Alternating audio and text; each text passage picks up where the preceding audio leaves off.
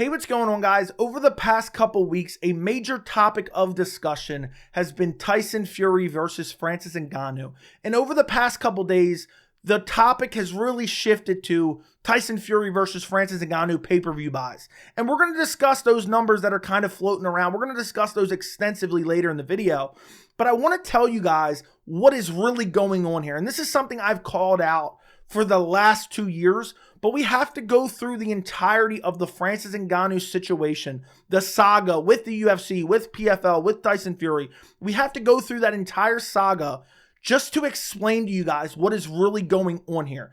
Because if you go back, Francis Ngannou's last UFC fight, he fought Ciryl Gane, he defended the belt. At this point, he had fought out his contract. The UFC hates when fighters fight out their contracts. They wanted to re-sign Francis Ngannou. Francis Ngannou wasn't happy with what they were offering, so he fought out his contract against Ciryl Gane. Dana White was pissed. That's why he didn't even enter the cage at UFC 270 to wrap the belt around Francis Ngannou when he won, because he was praying. He was hoping and praying that Ciryl Gane was going to win. Now, Francis Ngannou went into that fight with a torn ACL, so he was going to be out roughly a year with the torn ACL. But in the meantime, he had to wait a year anyway to fight because the UFC has a restrictive contract where if you fight out your contract but you're the champion, you're automatically extended for 1 year or 3 fights. So Francis Ngannou had to wait it out for that 1 year regardless, but he needed ACL surgery. Well, the second that 1 year was up and the UFC couldn't come to an agreement with Francis Ngannou, Dana White and the UFC came out and said, we're releasing Francis Ngannou. And the way they set the narrative was just to devalue Francis Ngannou. But what really happened is Francis Ngannou decided to leave the UFC. That is the real narrative that the MMA media websites really failed to report because they're just glorified publicists for the UFC. As soon as Francis Ngannou left the UFC in early 2023, the narratives from Dana White, the UFC, and all Dana White's sycophants in the MMA community were immediately just attempting to discredit Francis Ngannou. They went to, oh, he made a massive mistake leaving the UFC. How could he leave the UFC? Then you had BKFC come out during one of their big fight weeks and say, Francis Ngannou's asking for way too much. They can't even afford their gas and electric bill. BKFC can't. Then you have Chatri from One Championship during the week of their big fight say, oh, Francis Ngannou turned down $20 million from us. And people were just slandering Francis Ngannou and, oh, see, he's greedy. See, I told you he made a mistake. And it just lacked all critical thinking. I talked about it back then and I'll talk about it now. It lacked all critical thinking because for these people who worship the UFC and worship Dana White, and they think what an amazing business Dana White and the UFC runs and Endeavor runs and Ari Emanuel runs and Hunter Campbell runs, I don't understand how you could think, okay, the UFC was willing to make Francis Ngannou the highest paid heavyweight of all time. Apparently, Chatri from One Championship was prepared to offer Francis Ngannou $20 million because a lot of people use these as, oh, I gotcha, I told you so. But he wasn't willing, he wasn't able to get that from anyone else. I don't understand how people thought that in their mind because they were like, oh, now he has nowhere to go. What's he doing here? No promotion wants him. Well, wait a second. If he turned down this offer from the UFC, if he's supposedly turning down this offer from One Championship, then wouldn't that make sense that probably he has a deal lined up somewhere else, which I said at the time, I believed he was going to PFL. And I talked about this then. I said, the second he actually signs with the promotion, the narrative will shift from Francis Ngannou made a mistake to the promotion that signs Francis Ngannou made a mistake. And the second that Francis Ngannou signed with PFL, making him the highest paid heavyweight in MMA history with this crazy contract with the freedom to box, which was massive, and also PFL Africa, and also someone on the board of fighters to advocate for fighters, also guaranteeing his future opponents $1 to $2 million purse. After this all came out, people said PFL doesn't know what they're doing. But they also said Francis Ngannou will never get a big-name boxing match. He'll never be able to fight a big-name boxer like Tyson Fury or Deontay Wilder or Anthony Joshua. That'll never happen. He's dreaming if he thinks that'll ever happen. That was the narrative. It was PFL made a mistake, and now also combined with that, he'll never get a big boxing match. If you notice, in the way I'm telling the story, and this is exactly how it went down, the goalposts continue to shift time and time again. And then he signs a boxing match with Tyson Fury. And these people who have now been proven wrong by Francis Ngannou time and time again have to eat their words yet again. Because now Francis Ngannou signs a contract to fight a big-name boxer. His purse for that fight is a guaranteed $10 million, which, keep in mind, for everyone kind of clowning, oh, he only got $10 million. We've recently, because of the lawsuit, the antitrust lawsuit from the UFC or against the UFC, we have some purse numbers, including discretionary bonuses for Conor McGregor. Francis Ngannou made more than Conor McGregor at UFC 194 against Jose Aldo. He made more than Conor McGregor when Conor McGregor took on Nate Diaz in the first fight. He made more than Conor McGregor when he fought Nate Diaz in the second fight. He made more than Conor McGregor against Eddie Alvarez. Now, we don't have numbers for the Dustin Poirier fight, but Francis Ngannou in one night made more money than Conor McGregor, the UFC's biggest star, made in all those different fights. I'm not saying combined, but I'm just saying all those different fights. If you look at the purses, 194, basically a $5 million purse, I'm rounding up. UFC 196, basically a $6 million purse, I'm rounding up, and so on and so forth. So Francis Ngannou made this massive mistake, but yet looking back at numbers for UFC's biggest pay-per-view star, over 1 million buys, Francis Ngannou is making more than Conor McGregor. So the narrative now, they're scrambling around. They're trying to figure out, oh, what do I do now? What do I say about Francis Ngannou now? Because I hate him. I want to slander him. And I don't believe in him. And I want to push the UFC's narrative. So it went to, oh, he's going to get destroyed by Tyson Fury. He's going to get destroyed by Tyson Fury and he's going to be irrelevant afterwards. I've said this before. I'll say it again. Even if Francis Ngannou would have lost to Tyson Fury, he still wouldn't have made a mistake. He did what he thought was right. And he's still going to be the highest paid MMA heavyweight ever. So I don't understand, even if he went to PFL and fought nobodies, I think that makes more sense because why not win and collect these massive paychecks and fight lesser competition? But he also got to fulfill his dream and box Tyson Fury and made $10 million more than basically any fighter ever would ever dream of making outside of Conor McGregor against Floyd Mayweather. Okay? So I don't understand how it was a mistake to begin with, but their heads spun around. They said, oh, well, how can we discredit him? Oh, well, he's going to get destroyed by Tyson Fury. That was the narrative. Then the Francis Ngannou-Tyson Fury fight happens. And what a beauty that was. And I don't necessarily disagree with the people who said, oh, Francis is going to get destroyed. I thought he was going to lose. He's going into a different sport. But it didn't matter. In my opinion, it was a win-win for Francis Ngannou. All he had to do was look somewhat good, and it was going to be a massive win for him. But boy, could I have ever guess what Francis Ngannou did against Tyson Fury. Because you're literally looking at an MMA community who had doubted Francis Ngannou so much. They were like that meme of the guy standing behind the tree in the yellow suit rubbing their hands together because they were ready. As soon as Tyson Fury knocks out Francis Ngannou, we're going to say, oh, what a mistake he made, and this is a cautionary tale. They wanted to wag their fingers at Francis Ngannou as a cautionary tale. Don't you dare leave the UFC. That's what they were waiting for. Francis Ngannou goes out there and puts on a performance of a lifetime, knocks down Tyson Fury, and arguably wins the decision. He should have won the decision, and he got brutally robbed. So after this happened, I mean, there was no denying it at that point. There was no denying that Francis Ngannou navigated his career better than any MMA fighter in history. Francis Ngannou did that when he knocked down Tyson Fury and arguably won the fight. So you have these UFC shills, these Dana White sycophants, the majority of the MMA community who have been convinced by him. Their heads are spinning like the girl from The Exorcist. Oh, how can we discredit Francis Ngannou? Because that's what they've been trying to do this whole entire time. How can we discredit Francis Ngannou? And sure enough, we have the Ariel Helwani, Chael Sonnen interview. And Chael Sonnen got absolutely decimated in that interview. He got embarrassed. I mean, he couldn't have looked more like a UFC shill if he tried.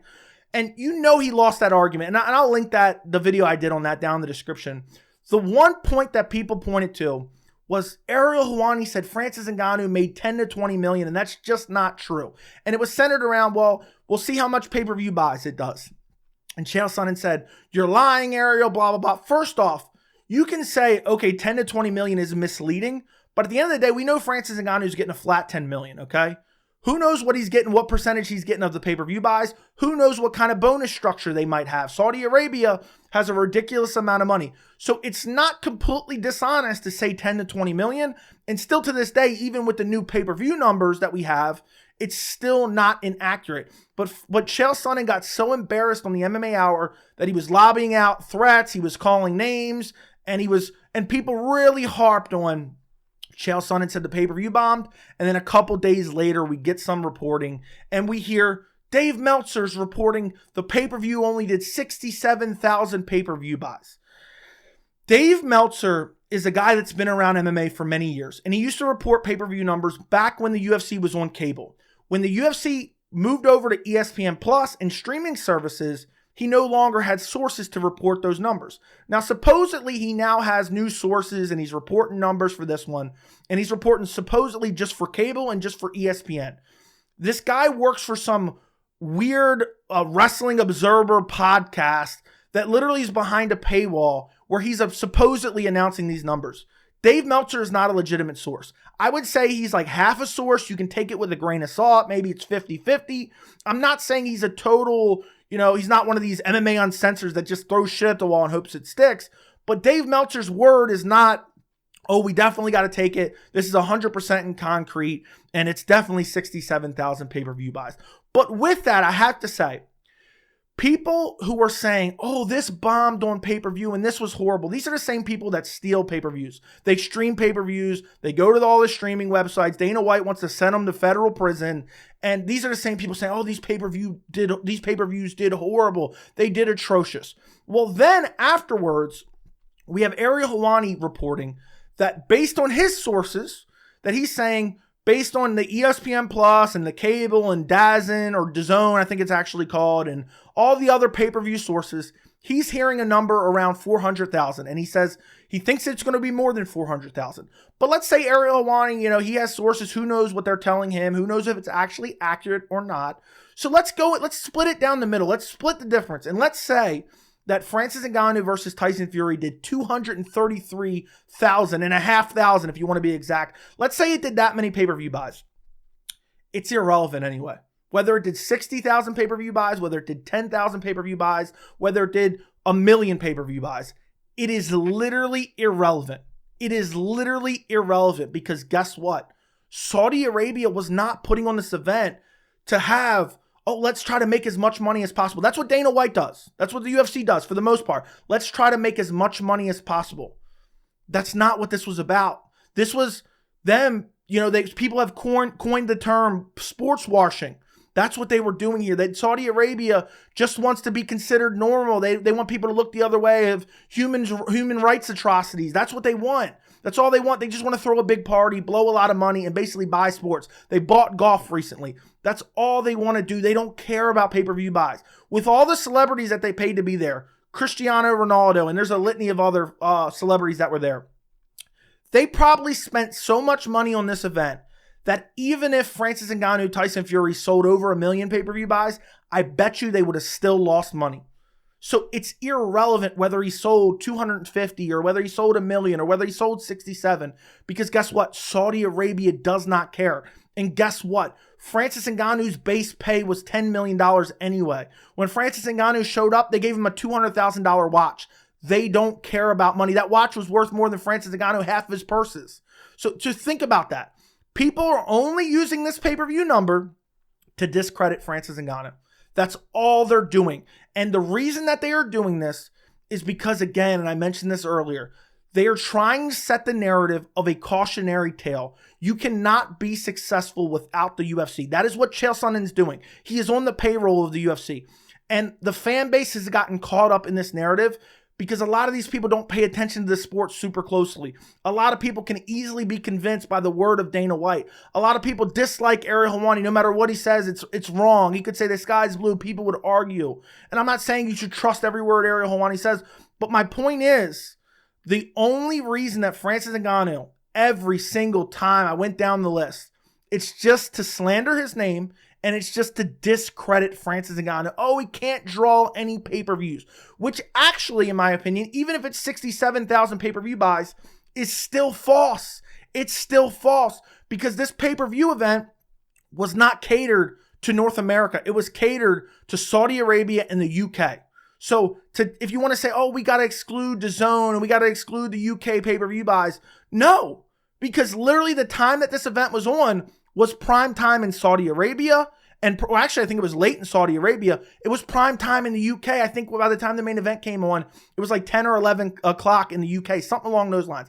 I might be wrong, but it was not geared towards North America. So those buys, even if they're accurate for North America for cable and streaming, they're irrelevant. So most likely, Ariel Helwani, who's coming up with the buys with DAZN and stuff like that, and I hope one day we get to see the full numbers. I would love to see the full numbers. But even if the ones were true from Dave Meltzer, It's literally irrelevant because it was not geared towards them. And if you don't believe me, well, then you better start criticizing the UFC, because guess what other pay-per-view didn't do too well. Now, I don't have a source on this one. UFC 294, guarantee it didn't do that well. UFC 280 in Abu Dhabi, guarantee it didn't do that well. Aljamain Sterling, a champion who was on the card, I could not find the clip. He said UFC 280, which was a stacked fight card, Islam versus Charles Oliveira, Aljamain Sterling versus TJ Dillashaw, Sean O'Malley versus Piotr Jan. This was a massive fight card. He said that fight card did like 250 to 300K buys. So with the UFC's branding, with the UFC's promotion behind that card, and keep in mind, they weren't even promoting Francis Ngannou, Tyson Fury. They were barely promoting it because they did not care. Well, UFC 280 also bombed. If you want to say, oh, it bombed so much, because guess what? UFC 280, it's on in the afternoon. UFC 294, it's on in the afternoon. And the reason they have those pay-per-views on in the afternoon, and the reason the UFC doesn't care about pay-per-view buys for those events, is because they're getting paid a shit ton of money from Abu Dhabi. Abu Dhabi, the government, is paying them money to supplement the amount of pay-per-view buys they are losing. They are paying the UFC millions of dollars, so the UFC doesn't care, okay, we're going to be on in the afternoon, we're going to lose a lot of pay-per-view buys. But we don't care because Abu Dhabi's supplementing that with a fat check. That's the same thing the Saudi Arabia government did with Tyson Fury versus Francis Ngannou. And if you really want to say Francis Ngannou isn't a pay-per-view draw, without the UFC, he went up against Tyson Fury in a boxing match. And arguably, if you want to split it down the middle, he arguably drew 233,000 pay-per-view buys. If you want to take Ariel's number, you want to take Dave Meltzer's number, and you just want to split it down the middle, you can't trust either one of them. You split it down the middle. He did 233,000 pay-per-view buys. Okay, well, that's close to what UFC 280 did. And even if you go back from an actual legitimate source, I believe it was the Sports Business Journal, I'll link the story down in the description, they reported that UFC 274 was the highest selling pay-per-view in 2022. I believe this report came out in like June. So we only had half of the numbers. But that pay-per-view did 400,000 buys. People call Colby Covington a draw. He took on a bigger draw in Jorge Masvidal, who's a bigger draw than him. That pay-per-view did under 400,000 pay-per-view buys. We know that based on the Sports Business Review Journal, I think it is. I'll link it down in the description.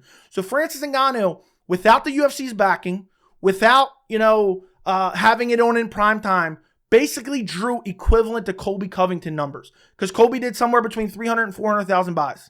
You have Francis Ngannou, who bare minimum, if you want to split the difference, you say 233. So within the same ballpark, give or take, 50,000 or so. That is how delusional these people are, because they're bringing up these pay-per-view buys just to discredit Francis Ngannou. Chael Sonnen is literally being paid by the UFC to come up with any narrative, because the whole point of this, and I talked about this in the Ariel Chael video that I did. The whole point of this is you don't want other fighters to do this. People say Ariel Helwani is the one that orchestrated this whole entire thing, and he's trying to get other fighters to do the same. That's simply not true. People are saying it's Ariel's biased against the UFC. That's why he's doing this. First off, Ariel Helwani does not have control over the fighters. Most people say, oh, all the fighters hate Ariel Helwani. It's one day all the fighters hate Ariel Helwani. The other days, they're saying, you know what? Ariel's orchestrating every fighter to leave to boxing. How does it help Ariel Helwani? How does it hurt the UFC if Francis Ngannou were to leave and fail? How does that encourage any other fighter to do the same? Because the only fighters that can pull off what Francis Ngannou pulled off are UFC stars. Whether it be someone like Sean O'Malley on the come-up of future superstardom, according to Dana White. Whether it be another Conor McGregor coming up around the way. These are the people who could ever pull off what Francis Ngannou did. So what the UFC is doing, what Chael Sonnen is doing, and what the MMA community is going along with, at least the majority of them, is they're setting this narrative. Don't you dare think about doing what Francis Ngannou did. You cannot be successful without the UFC. That is what they're doing here. Regardless of the situation, Francis Ngannou couldn't have made a better decision by leaving the UFC. Look at the amount of money he's going to make. He made $10 million in one night. $10 million in one night. Looking back at past Conor McGregor pay-per-views, even the Eddie Alvarez fight, I know that was a few years ago, he made more in one night than Conor McGregor, who's selling over 1 million pay-per-view buys, made in one night against Eddie Alvarez. And I get it. Okay, that's a few years ago. But still, just to really put it in context, think about how crazy that is. And that doesn't even include the fact that guess what? Francis Ngannou has secured himself a massive payday in his next fight. A massive payday. He's probably going to make 20 million. He might even make 30 million. 20 to 30 million. Criticize me for giving a gap there. Because that's the only thing people could do when Chael Sonnen and Ariel Helwani got in their little debate. Oh, well, he gave too big of a gap. You know how bad you got to lose an argument to just be arguing dumb semantics like that? Oh, well, he said 10 to 20 million. Well, even if Francis made 12 million, guess where that falls in? Even if Francis Ngannou made 10.5 million, guess where that falls in? It falls into that 10 to 20 million gap. That's what it does. Francis Ngannou made the best decision of his life, okay? He set the precedent. And this may ruin the sport of MMA, to be honest. I'm not even thinking of that. Honestly, like, I start to get worried because other fighters are going to want to do the same. When they grow in popularity, they're going to think, do I want to make, 2-3 million from the UFC if I'm a massive star? Or do I want to try to get 10 or 15 million? And the real story here is Francis Ngannou bet on himself. He went out there, and now I think he's one of the biggest stars in combat sports. His next pay-per-view, you bet your ass it's going to do massive pay-per-view buys. I don't know who he's going to box. I don't know when it's going to be, but you bet your ass it's going to do massive pay-per-view buys. And you know what I would have loved, and I hate to even talk about Ariel Helwani and Chael Sonnen. You know what I would have loved Ariel to say to Chael Sonnen? I would have loved for him to say, well, Francis might get a discretionary bonus. Because the people who perpetually defend the UFC, when the purses used to be released all the time in every state, they used to say, well, the UFC gives out discretionary bonuses. And in case you don't know what a discretionary bonus it is, it's the UFC saying, oh, we'll take care of him. Trust me, bro. That's what the UFC hides behind discretionary bonuses to say, oh, we're taking care of him. We're taking care of him. Well, guess what? We just got the numbers from Conor McGregor. That all those purses that I cited, and I'll link that down in the description as well, that included discretionary bonuses. And I wish Ariel would have said, well, Francis might get a discretionary bonus, because if Chael Sonnen would have pushed back on that, then he would say, oh, so discretionary bonuses don't count. They don't count for the UFC either. Well, what about these numbers? He could have easily had a perfect gotcha moment against Chael Sonnen, because Chael Sonnen, he's like, oh, I gotta suck off Daddy Dana. I gotta deep throat Daddy Dana. Anything to defend the UFC, because again, they want to portray the Francis Ngannou story as a cautionary tale. They want to portray it as, let me wag my finger at Francis and say what a massive mistake he made. In his next fight, he will make more than any fighter on the UFC roster has ever made in one night. He may have made it versus Tyson Fury. I don't know, because I don't know the Conor McGregor numbers for the Dustin Poirier fights or the Khabib fight, which is probably rather big. I don't know that just yet, but I guarantee Francis Ngannou's next boxing match, he's going to make more than Conor McGregor made against Khabib Nurmagomedov. And Francis Ngannou, the sky's the limit. It's not over yet, because when he goes to PFL now, you don't think his name value is going to be able to attract other opponents? You don't think it's going to be able to attract other opponents? And even if he fights even if he fights someone that's not that good, you don't think people are going to tune in now because he's elevated his name? The biggest mistake the UFC ever made was not allowing Francis Ngannou to go box. Because imagine a scenario where they allowed him to go box Tyson Fury, and then he came back and he fought John Jones after almost dethroning Tyson Fury in boxing. It would have been one of the biggest pay-per-views of all time. So the UFC is the one that fumbled the bag here. But I wanted to cover this topic extensively because there's been a lot of discussion of pay-per-view numbers. And at the end of the day, whether you agree with 67,000, you think Dave Meltzer is a concrete source, or you agree with 400,000 from Ariel and you think it's a concrete source, or you agree with me splitting it down the middle and say 233, the pay-per-views do not matter. It was a smashing success. Francis Ngannou's future is set already. He's got generational wealth now. He is set up for life right now. And that doesn't even include what the future holds. So everyone trying to smear his name in the UFC's honor, get off Daddy Dana's dick. That's what you need to do. You need to stop just embellishing every narrative that Daddy Dana says. You need to stop pushing the UFC's narrative on everything, because Francis Ngannou did the best thing that he could have ever done. And I can't wait to see how the rest of his career plays out. But a lot of people are going to be rubbing their hands together, waiting and seeing, oh, what's going to happen to Francis Ngannou now? What's going to happen? He's going to make a mistake somewhere along the lines. Oh, he's going to get knocked out in his next boxing fight. The narratives will continue to move. The goalposts will continue to move. And it's disgusting. It's disturbing. And I'm tired of the UFC, to quote Hunter Campbell, and we'll leave it at this. I'm tired of the UFC and Dana White using Francis Ngannou as a media vehicle.